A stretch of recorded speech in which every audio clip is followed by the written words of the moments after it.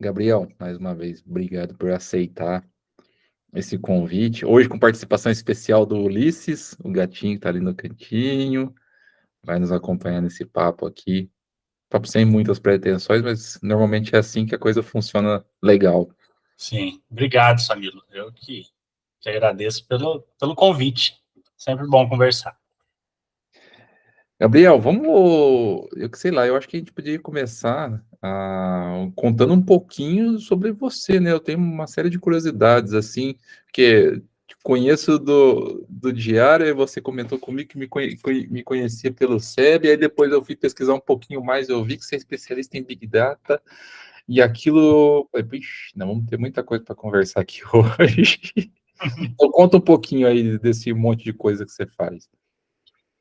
Bom, então, a gente se cruzou uns anos atrás, talvez, né?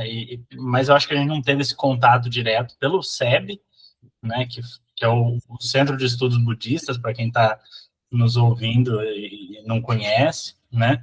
Então, a gente tem isso em comum, mas a gente voltou a se falar agora por conta dessa ligação do jornalismo com a tecnologia, né? Então, eu sou jornalista, sou editor do portal do Diário da Região, aqui em São José do Rio Preto, e tenho duas colunas de tecnologia, uma no próprio jornal, outra na revista Bem-Estar. São duas colunas de tecnologia, mas a pegada é bem diferente em cada uma delas, depois a gente pode falar um pouquinho sobre isso. E de uns anos para cá, né, me especializei em Big Data, mas mais focado no jornalismo de dados, né?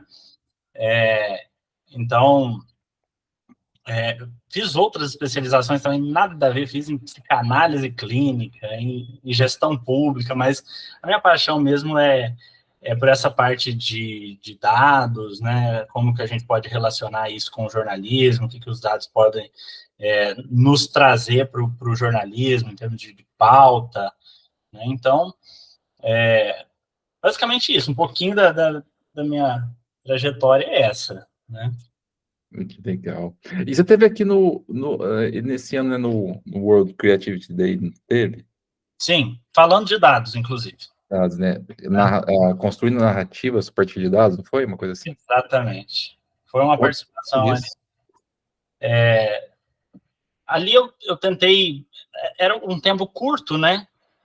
Acho que cerca de 40 minutos, e eu falei assim, poxa, como que eu posso aproximar isso que eu faço do público em geral, né? Das pessoas que podem ter que lidar com dados a qualquer momento aí da sua vida, né? Seja no trabalho, na faculdade.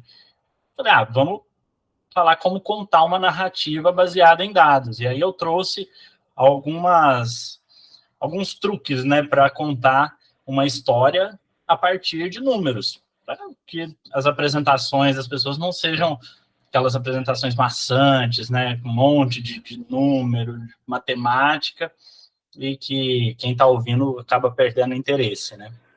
Então, foi isso que eu levei para o World Creativity Day.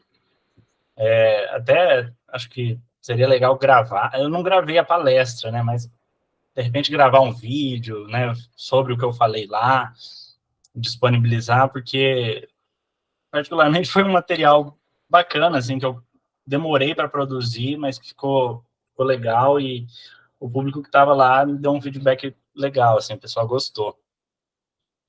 Que bacana. E eu imagino que você, como editor ter essa coluna ali no diário, está sempre envolvido com novidades em tecnologia, deve ter tido alguns exemplos aí também envolvendo os próprios streamings, né, na construção, nas escolhas dos roteiros, né, nas construções dos roteiros. Estou falando bobagem? Mas você fala, assim, a questão dos dados para definir roteiros? Isso. Eu li sobre, mas nada aprofundado. Sei que realmente, né, o conteúdo, o streaming, né, ele nasce numa perspectiva, é sob demanda, né, sob demanda no sentido de que o usuário assiste o que quer, né, mas ele acaba virando um produto sob demanda também, né? Os streamings conseguem, a partir dos dados, mapear as tendências de comportamento, as tendências, os interesses das pessoas e trazer cada vez mais conteúdos que as pessoas tenham interesse em assistir, né? Mas não é só os streamings, né, que fazem isso, que fazem esse trabalho de captação de dados, né? As próprias redes sociais, tudo, né? Hoje tudo é dado e quem sabe lidar com os dados tem muita informação na mão para oferecer produtos sob medida para o seu público-alvo, né? Com os streamings, isso funciona perfeitamente porque eles estão inseridos, né, nesse cenário de tecnologia, né? Assim, tanto os streamings de filmes e séries, quanto os streamings de música, né? Todos eles trabalham muito com isso, né? E às vezes fica chato, né? Quer dizer, você quer pensar numa coisa diferente, quer assistir uma coisa diferente, quer ver uma música diferente, alguma coisa, e tá sempre naquela mesma pegadona que a gente tá habituado, né? Sim. Eu percebo isso também, assim, às vezes você abre a Netflix, às vezes é bom até você criar um usuário diferente para resetar, né, ali as sugestões, porque ela acha que você é aquela caixinha, né, que só gosta de filme de terror, ou que só gosta de filme de suspense, de séries de ficção científica, e vai te bombardear com aquilo, né? E eu fiz esse fim de semana, inclusive, né? De Aqui em criar um casa, novo. aqui em casa a gente costuma assistir muito eu e minha esposa, e sempre pelo usuário dela, né? Eu falei, não, deixa eu criar um meu aqui, pegar uma coisa formatada para ver o que é que aparece, né? Porque eu tô achando que tá muito viciado. Uhum. No momento você fala assim, cara, parece que eu chego a confundir às vezes série, né? Eu Uhum. lembro desses tempos atrás, eu falei, poxa, eu não. ah, eu gosto dessas séries assim, de muita ficção e tal. Eu tava assistindo. ah, eu tava tentando me lembrar, né? Se uma cena eu tinha visto no The Witcher ou se eu tinha visto no. Como é que é? É Círculo Dourado? Não. É uma outra série parecida assim. E eu fiquei, gente, onde é que eu fui que vi isso aqui? Porque aquilo tá ficando tão Pasteurizado, né? Homogêneo, pasteurizado. uma coisa. Não que não sejam bem feitas, mas às vezes você começa a perder a autenticidade, né, daquilo, né, da autoria. Esse fim de semana eu assisti aquela. No último fim de semana, eu assisti The Eight Show, que é uma série coreana, tá na Netflix. E as semelhanças com a outra série coreana, Round Six, são gritantes, assim, o cenário, as escadas, né, muita semelhança, e a questão do jogo também, né, a única diferença é que em um todo mundo morre e na outra série ninguém morre, né, ninguém pode morrer, mas, assim, você vê que é uma fórmula que deu certo em uma e tentaram replicar em outra e aparentemente está fazendo sucesso também, né. Pois é, e isso me traz traz até um ponto que às vezes eu venho me perguntando e expondo a respeito da necessidade que se terá cada vez mais que a gente seja humano no mundo de tanta inteligência artificial, no mundo de tantos algoritmos, né? É, talvez, não sei que idade que você tá, eu tô com 42, então eu sou de 82, né? A gente Tô com 30. já é jovem, Ah, mas a gente foi treinado, né, para fazer, se destacava quem dominava melhor um determinado tipo de técnica já, assim, de produtividade, né, de certa forma até pasteurizada, né, a gente treinado para trabalhar mais, né, ou rendia mais, ou rendia melhor, né, inclusive a gente pode olhar isso até no posicionamento estratégico, dentro de marketing, né? Sempre tinha aquelas coisas assim, não, é a melhor marca, essa aqui é a mais vendida e coisas assim. E, e eu tenho essa percepção que com o crescimento da inteligência artificial, não dá para a gente brigar com a máquina, não dá para a gente querer ser melhor que a máquina, Porém, não dá para a máquina ser humana, né? Uhum.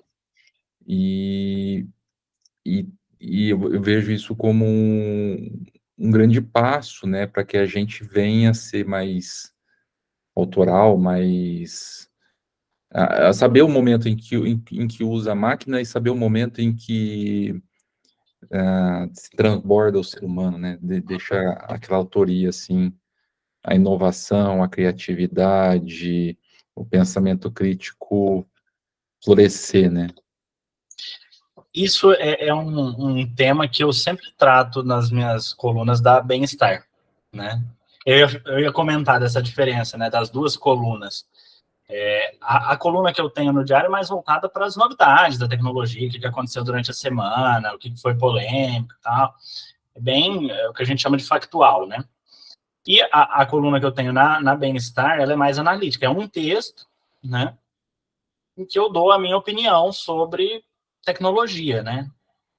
E eu sempre procuro trazer essas reflexões lá sobre essa necessidade da gente não deixar a nossa essência humana para trás por causa da tecnologia, né?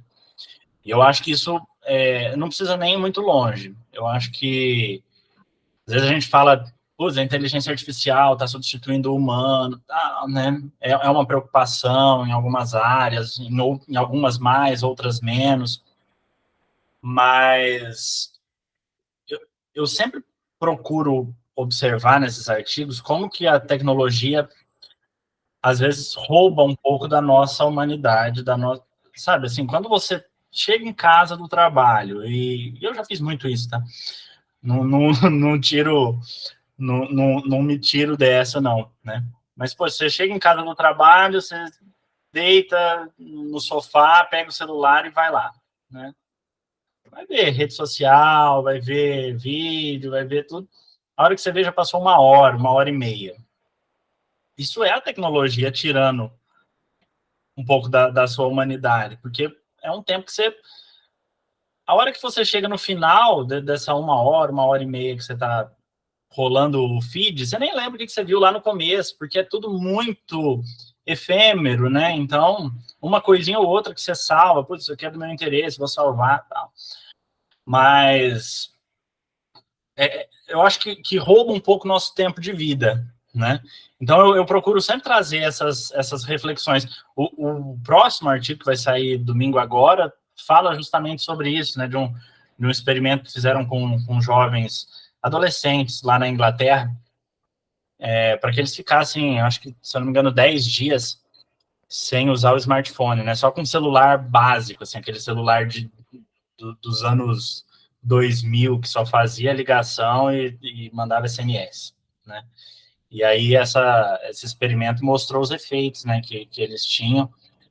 E uma coisa que eu fiz, né, para evitar entregar tanto do meu tempo para a tecnologia, porque, em última instância, é isso que a gente está fazendo, né? A gente tem um livro, depois eu posso até pegar ali para mostrar, um livro de uma pesquisadora americana, chama Shoshana Zuboff, e o livro chama A Era do Capitalismo de Vigilância. E ela discorda daquela frase que é muito batida, né, de que se você não está pagando, o produto é você, né, que é uma frase muito batida para falar de rede social. Pô, você não paga, então você é o produto, né?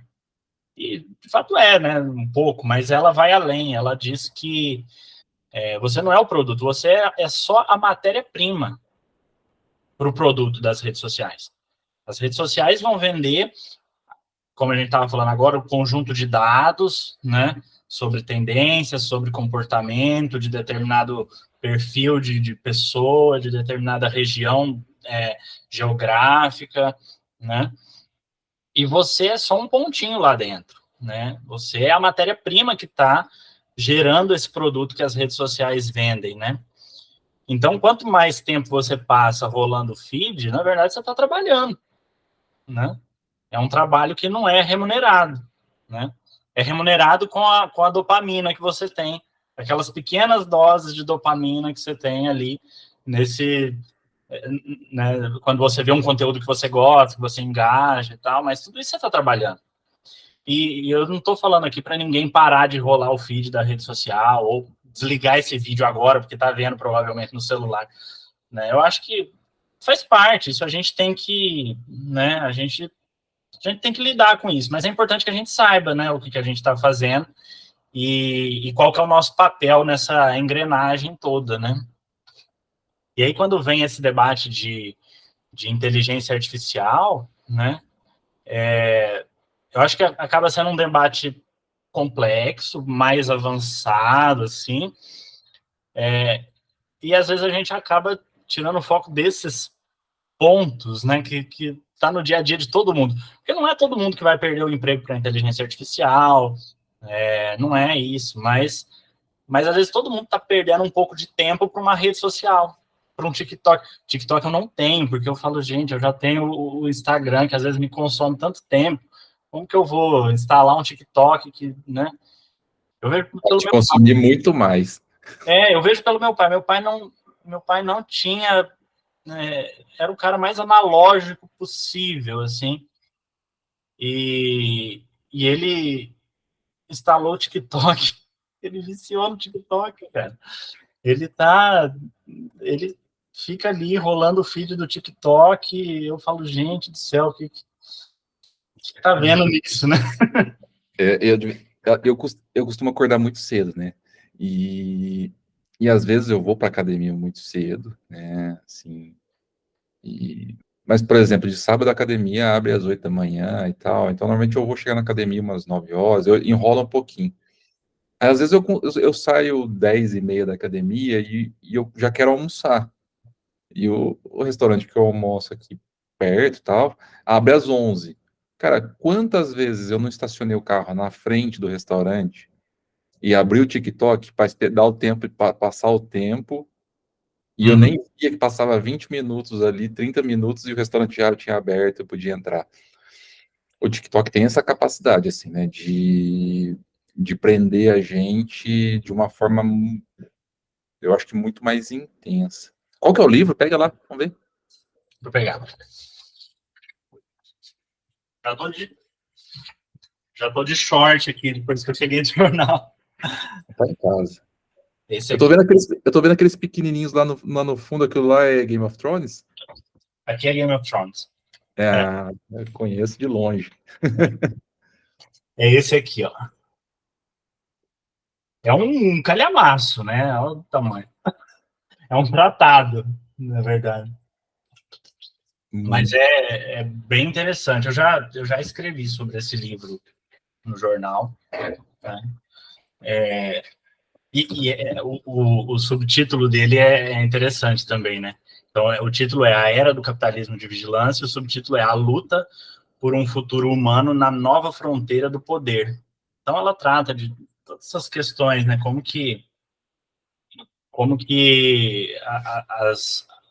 as big techs, né, emergem como um novo poder mesmo, né? Talvez maior que governos, que outras organizações, né? E não tem É, como a gente fugir disso, né? A gente depende totalmente delas hoje. você imagina se amanhã o WhatsApp vira e fala, vamos sair do Brasil. É. Aí a gente migra para o Telegram, né? Mas a gente sempre vai estar na mão de alguma, né? É, mas até a gente achar o contato do fulano, do ciclano no Telegram, porque não vai ter o WhatsApp para conversar, né? Sim. E É. restabelecer negócios, propostas, do ponto de vista econômico, ia ser um rombo gigantesco, né? Uhum. Não, total. Porque hoje o WhatsApp é o principal canal de comunicação das pessoas, e não só bate-papo, né? As pessoas fazem negócios, fazem, né? Tem todos os seus contatos profissionais lá, né? Exatamente. Históricos de trabalho. Meu Telegram Deus. seja muito melhor. Eu tenho os dois, mas o Telegram eu não converso com ninguém. Né? Eu tenho para acompanhar alguns grupos, né? Alguns canais que eu sigo, mas não converso com ninguém, porque ninguém está lá para conversar, parece. Né? Pois é, né? Essa é aquela história, né? O sistema é bom, mas eu tô sozinho. Então você tem que ficar no WhatsApp, né? uma coisa interessante. Obviamente que aí no caso do Telegram a gente está falando de necessidade mesmo de interação, né?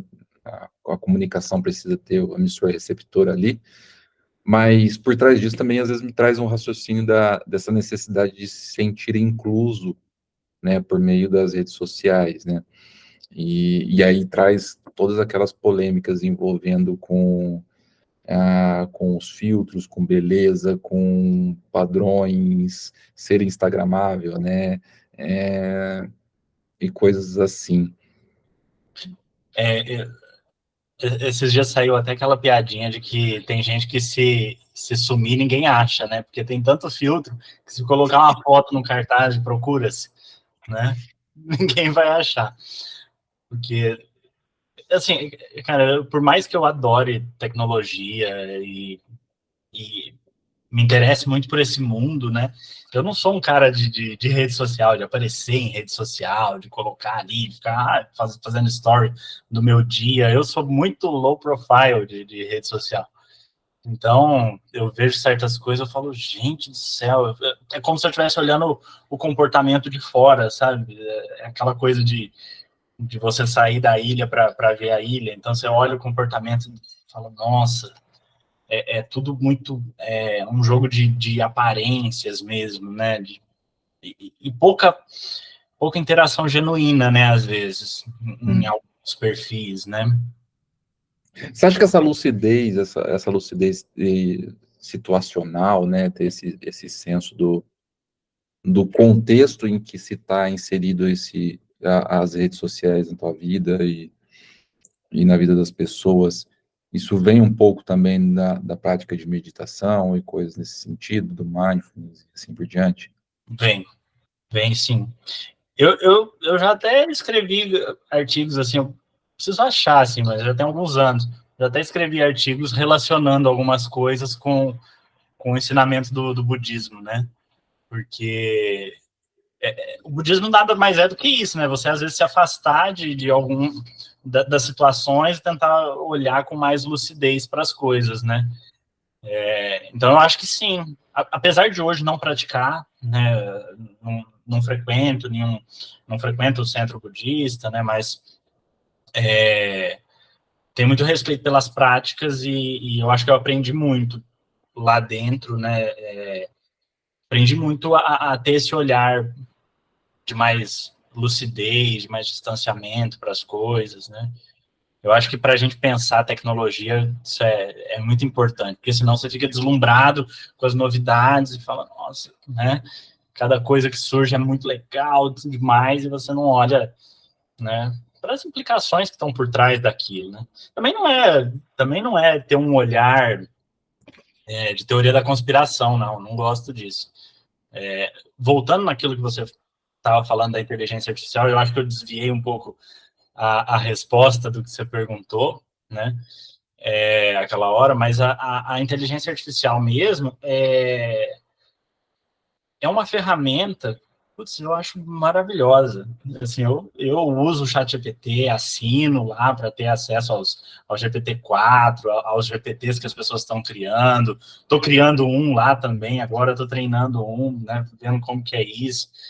Mas eu acho que tudo vai, assim, de você colocar a tecnologia a seu favor, né? A seu serviço, no caso, né? E não virar um escravo dela, né? É meio clichê falar isso, mas né? Hoje, até escrevi uma coluna sobre isso na Bem-Estar esses dias, sobre aquela teoria da internet morta, né? Que não sei se você já ouviu falar. Não.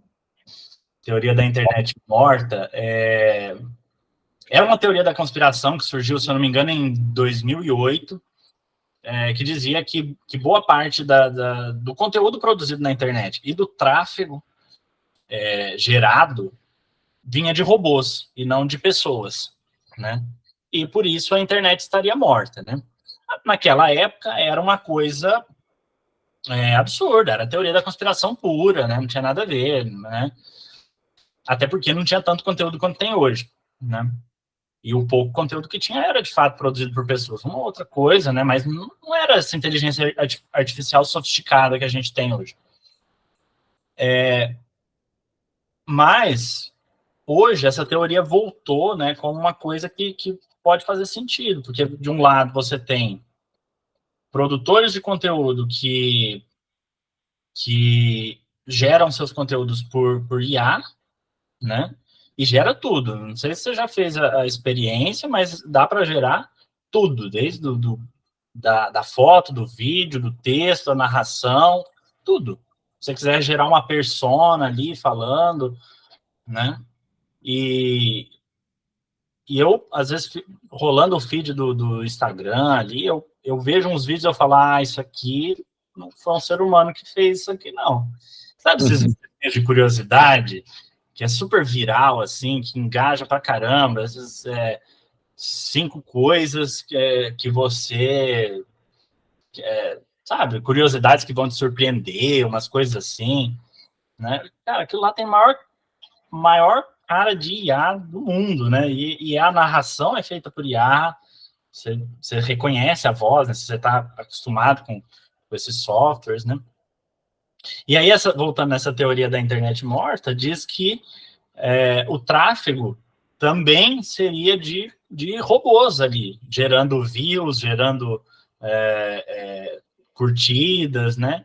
E isso tem muito também. Vê aí os tigrinhos que estão seguindo a gente no Instagram. Também?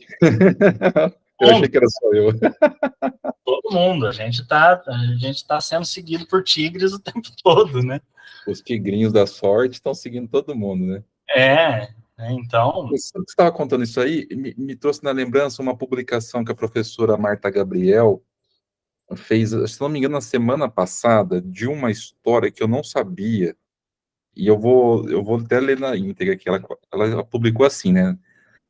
Candidato feito com IA está concorrendo ao parlamento britânico. A IA avança rapidamente em todas as áreas, inclusive, naturalmente, na política. O Reino Unido terá a primeira instância de um novo tipo de político, um candidato feito com IA. O EA, né? Steve, um avatar de Steven Endacott, da vida real, empresário baseado em Brighton, que está concorrendo ao parlamento como candidato independente. Os eleitores poderão votar no IA Steve, bem como solicitar posições políticas ou levantar suas próprias questões. E a Steve, por sua vez, incorporará sugestões, solicitações em sua plataforma. Endacott será o representante presencial nas reuniões e sessões parlamentares em nome da IA Steve. E ele diz que vê o IA Steve como uma plataforma, como uma forma de permitir uma forma mais direta de democracia. Você sabia dessa história, não? Não, tô sabendo agora. E eu fui checar, realmente esse cara existe, está concorrendo. Eu falei, caraca, não é tipo assim, não é um candidato que gerou uma IA para representar ele, é o oposto. A IA é o candidato e existe um ser humano que vai representar o que ela decidir. Me impressiona que isso tenha passado, assim, que tipo, tenham aprovado, colocaram, né? Qual que é o nível de... Meu Deus, né? E o Black Mirror já previu isso, né? Você assistiu Black Mirror?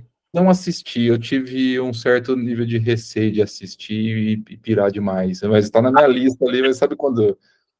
o Black Mirror e o livro dos 100 Anos de Solidão, tá na minha lista, mas tá ali, sabe assim, será que eu abro ou não abro, sabe? Pode contar, fica à vontade. Não arrisquei, não. Mas tem...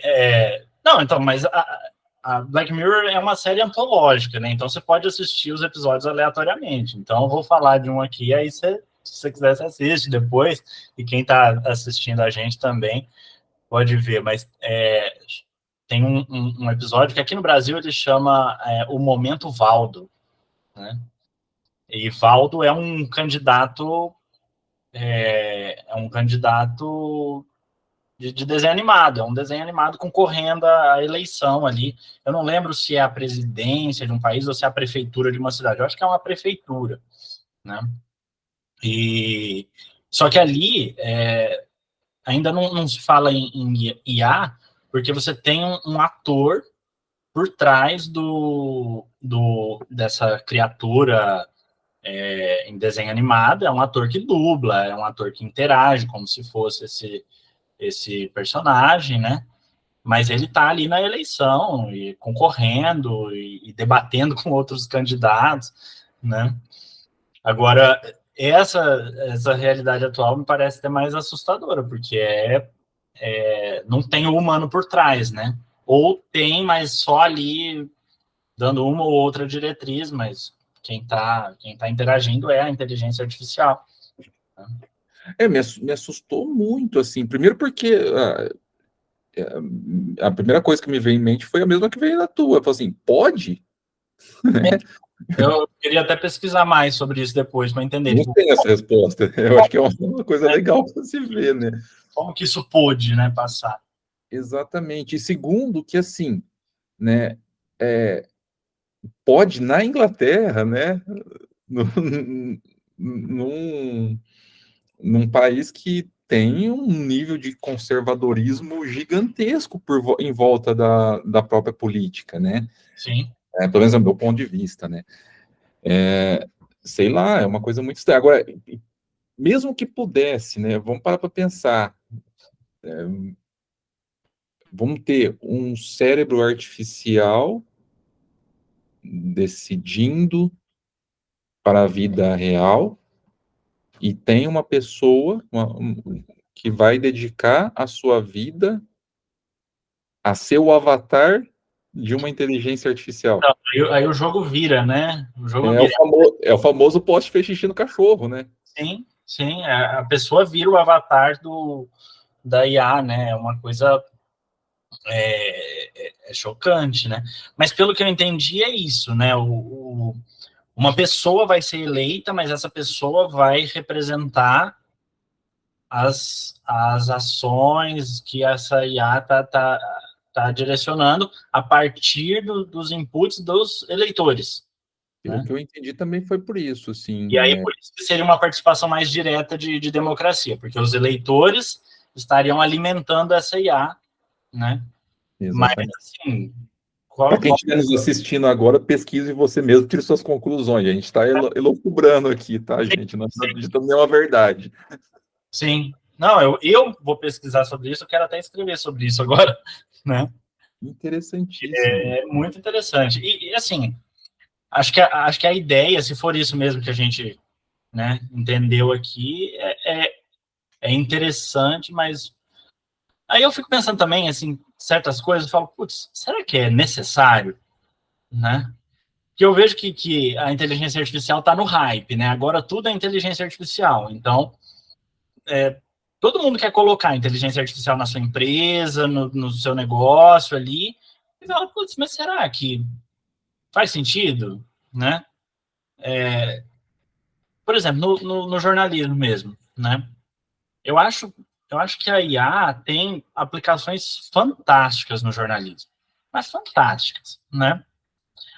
Mas eu vejo que, às vezes, alguns veículos de comunicação têm essa ânsia de colocar no ar alguma ferramenta de IA para mostrar para o público, falar, olha como nós somos tecnológicos, inovadores, como que a gente está na vanguarda, né? E acaba fazendo um negócio tão... mas para que isso, sabe? Só, né? Colocou IA para quê, né? Eu vou dar um exemplo aqui. Tenho o maior respeito pelas pessoas que estão lá nesse veículo de comunicação, mas, assim, só para nossa reflexão, o jornal o Globo lançou hoje, inclusive, a gente está gravando hoje, dia 18, o jornal o Globo lançou hoje uma ferramenta de IA, inclusive chama Irineu, né? Que acho que é uma homenagem ao Irineu Marinho, Uhum. e basicamente essa IA resume as matérias, né? Então, no comecinho da matéria tem um breve resumo do que se trata aquele texto, né? E aí eu estava vendo, falei, tá, mas que grande novidade isso aqui traz? Porque o resumo é tão resumido, mas tão resumido, que ele tem a mesma quantidade de informação, se não menos informação, que o título e a linha fina do texto. A linha fina é aquela chamadinha, né, que a gente chama de linha fina no jargão jornalístico, mas é aquela chamadinha, né, abaixo do título. E aí tá, aí a matéria, se você entrar lá no site do Globo agora, você vai ver que tem, né, as matérias estão assim. Então tem o título, a linha fina, aí depois geralmente tem a imagem, né, se a matéria tiver foto, e abaixo da imagem, antes de começar o texto, o resumo produzido pelo Irineu. Aliás, um nome meio derrubado para IA, né, mas isso é outra coisa, entendi que eles quiseram fazer uma homenagem. Uhum. E aí tem o resumo lá, mas o resumo é a mesma coisa que você já leu lá em cima, no título e na linha fina. Então, para que isso, sabe? Né? Acho que é uma ferramenta que pode ser aprimorada, né? Eles podem fazer, por exemplo, tópicos que resumem a matéria, como o UOL já tem, por exemplo, algumas matérias que são resumidas em tópicos, mas aquilo lá não é feito por IA, né? É feito por jornalista, pelo menos por enquanto. Uhum. Mas esse resuminho, do jeito que eles colocaram no ar, é um negócio assim, é inócuo, né? Não atrapalha em nada, mas também não ajuda. Então, a impressão que dá é que o pessoal falou lá, ó, vamos fazer alguma coisa com IA para colocar no ar uma ferramenta aí para os nossos leitores, para mostrar que a gente é moderno, né?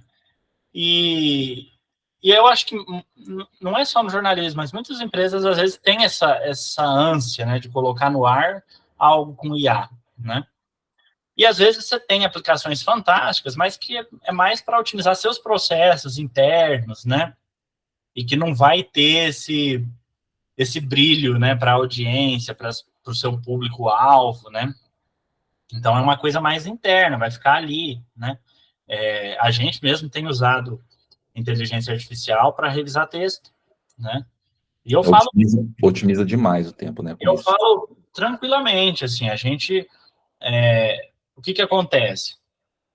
O processo, né, processo de fazer um jornal, né? Seja impresso, seja digital. O repórter apura, escreve e manda para o editor, né?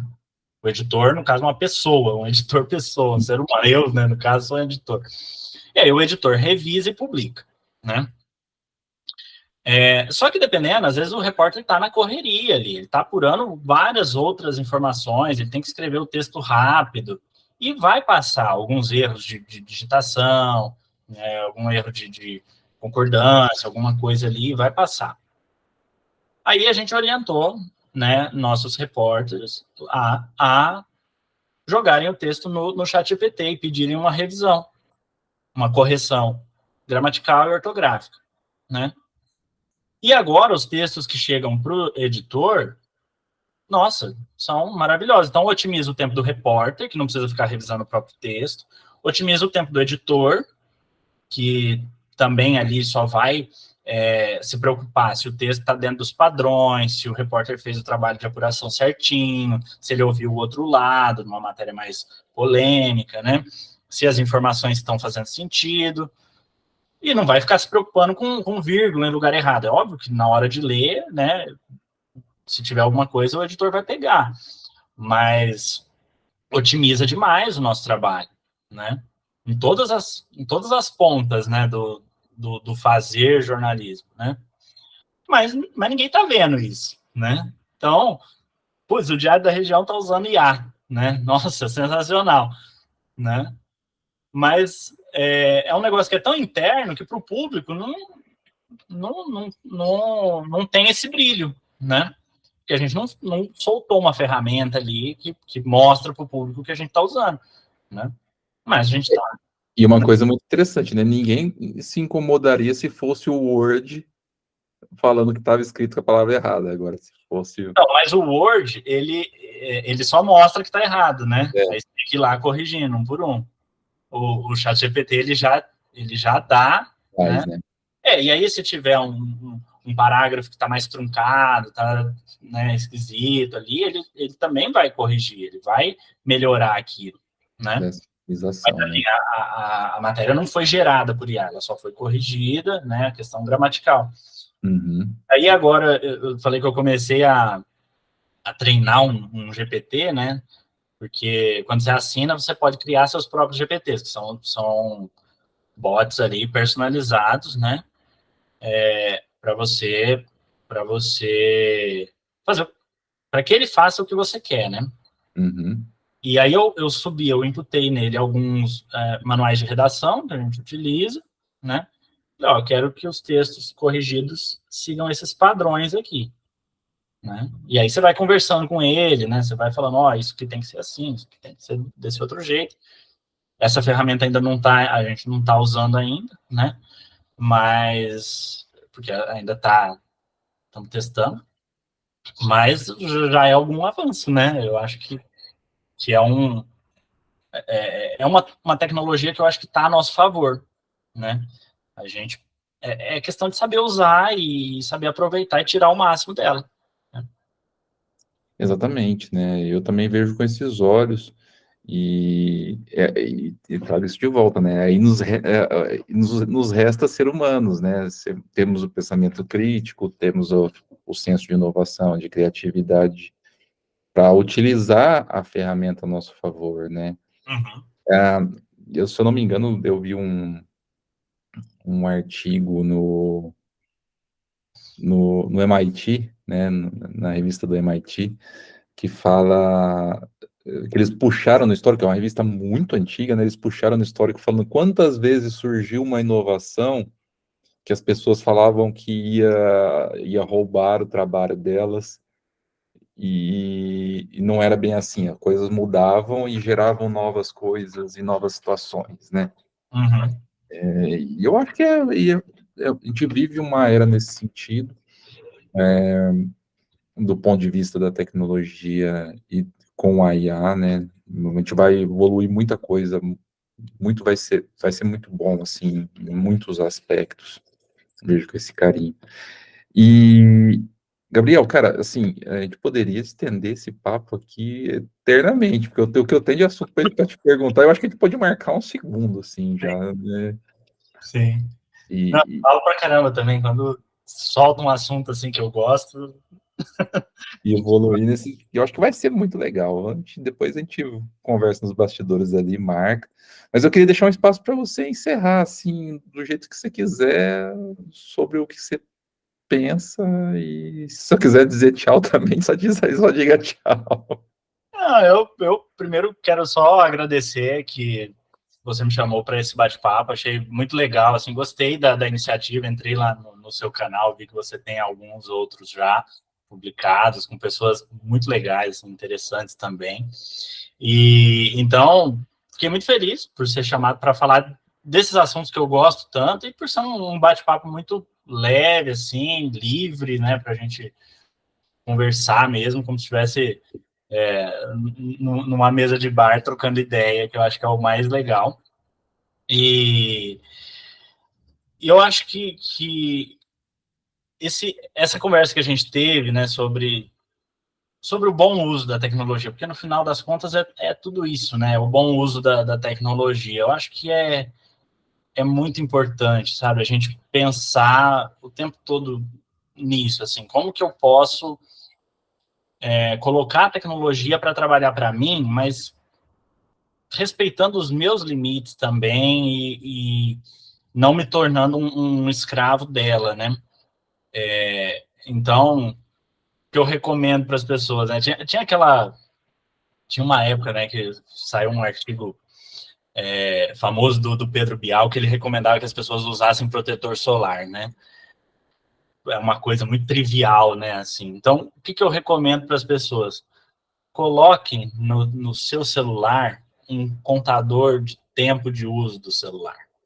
Eu acho que isso vai fazer muita diferença para você, se você tiver. Mas coloca na tela inicial, para você ver sempre, né? Eu coloquei, eu estou aqui, ó, hoje, vou até mostrar quanto que está hoje. Hoje tem tempo de tela, ó, 2 horas e 36 minutos aqui embaixo, né? É muito tempo, né? Mas assim, eu estava trabalhando, então eu uso para trabalhar, mas a dica que eu dou, assim, para a gente terminar, coloque esse contador, porque você vai olhar para isso todo dia e vai falar, putz, eu passei esse tempo todo no celular, caramba, o que eu estava fazendo? Que tempo que é esse que passou, que eu não vi, sabe? E aí você pensa, putz, eu poderia estar fazendo tantas outras coisas melhores, mais interessantes, né? Então é isso, assim, se o meu passa de 3 horas, assim, de tempo de tela por dia, eu fico mal, assim, falo, nossa, o que eu fiz, né? E no outro dia eu tento corrigir, falo, deixa eu ficar menos. Então, é isso, assim, é sobre a gente usar a tecnologia a nosso favor, fazer dela uma empregada nossa, né? E entender que a gente tem vida fora das telas, fora das redes sociais, né? Aproveitar mais aqui.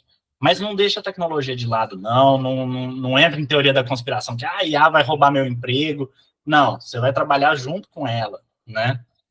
Ela vai ser uma aliada sua no seu trabalho. Eu acho que é isso. Muito legal. E de que dia que sai tuas colunas? A minha coluna no Diário da Região sai todo sábado, né? É uma coluna mais factual mesmo. Inclusive, vou ver se eu trago nessa agora de sábado essa história do candidato Gerado pela GPT, IA. enfim, né? E a coluna na Bem-Estar sai no domingo a cada 15 dias. Então, sai nesse domingo, agora, né? No próximo. E aí no outro não, e assim sucessivamente. E aí também, quem quiser me seguir lá no Instagram, @o_Gabriel_Vital, mas não espere muita coisa não, porque eu sou low profile, como eu falei aqui. Não, Espere um ser humano, não, e não não ser nada muito mais que bem, isso. bem modesto quanto ao uso de rede social. Muito legal. Gabriel, mais uma vez, muito obrigado. E vamos marcar o nosso próximo papo. Vamos sim, Samilo. Valeu, brigadão.